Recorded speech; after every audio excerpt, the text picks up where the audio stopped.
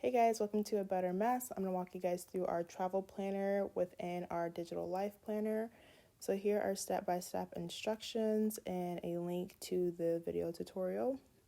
The example that we use today is Disneyland. Woo, who doesn't like Disneyland? And then you can name the location or the place that you would like to visit and add a cute little icon, a picture, anything that you want as you see fit.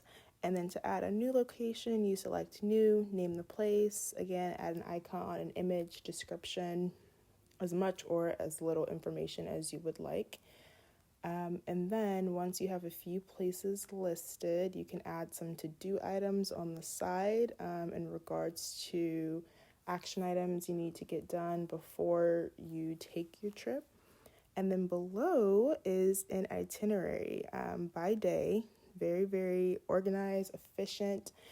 So if you're planning a trip, you have everything planned. You can plan to the hour if you'd like. You can plan kind of broadly and not get as specific in regards to times. But there is a date field in there so that you can assign different dates to the days and set reminders if you need to. You can attach files, URLs, notes, etc. The rest of this video will just continue to walk you guys through our travel planner, and let me know if you guys have any questions, and happy travel planning.